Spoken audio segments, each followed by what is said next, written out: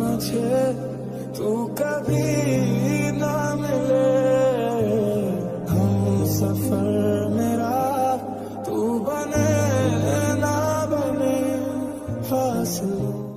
কেমন আছেন? ভালো। আপনি? ভালো।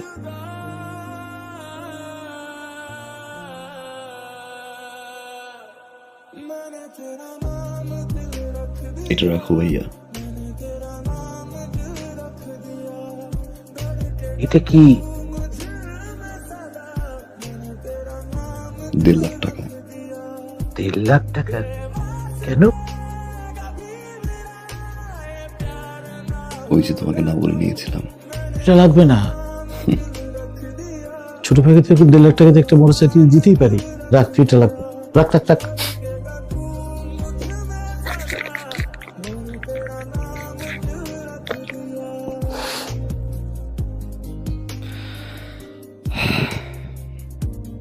থ্যাংক ইউ ভাইয়া। Thank you.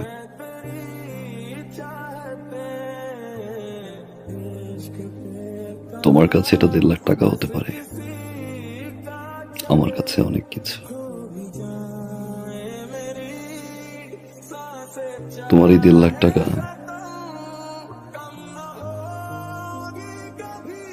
আমার এই জীবনের মোড় ঘুরিয়ে দিয়েছে ভাইয়া।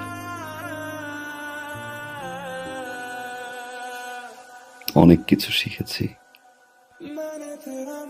অনেক কিছু দেখেছি, অনেক কিছু পেয়েছি ভাইয়া, আবার অনেক কিছু হারিয়েছি।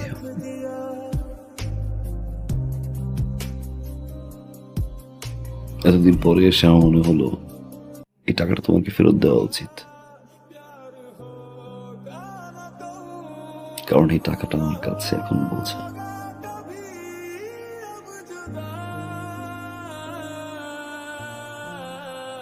রাখো ভাইয়া, বাবা মায়ের জন্য দোয়া করবা। আসি ভাই। বসবি না, কিছু খাবি?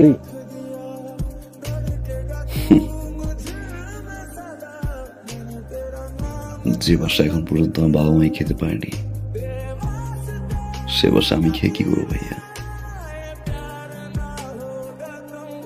ভালো থাকো।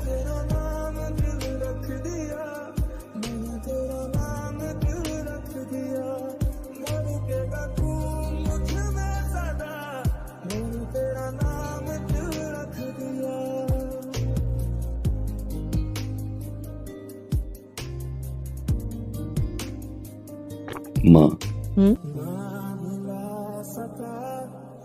আগামী 15 তারিখে আমাদের ফ্লাইট। আলহামদুলিল্লাহ আমরা হজে যাচ্ছি। আলহামদুলিল্লাহ। কিন্তু বাবা, একটা দেনা ছিল তো। দিয়ে আসছি, যার টাকা তার হাতে পৌঁছে দিয়ে আসছি। খুব ভালো করেছিস বাবা। হজ থেকে এসে ইনশাআল্লাহ বাবাকে নিয়ে সিঙ্গাপুর যাবো। হার্টের ট্রিটমেন্ট ওইখান থেকে করে নিয়ে আসবো। কিন্তু বাবা, আমরা এই যে সবাই মিলে আমরা হজ করতে যাইতেছি, কতগুলো টাকা খরচ হইতেছে, তারপর তুই দেনাটাও শোধ করলি। মানে দেশের মধ্যে একটা ভালো ডাক্তার দেখাইলে ভালো হতো না? সিঙ্গাপুরে যাওয়ার দরকার কি? দেশের ডাক্তার তো রেফার করলো না, এত কিছু ভাবতে হবে না। আমি যতদিন আছি তোমাদের সেবা করে যাব।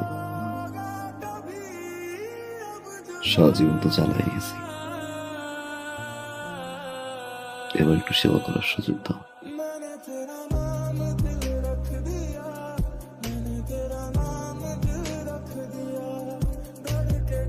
আমার বাবা,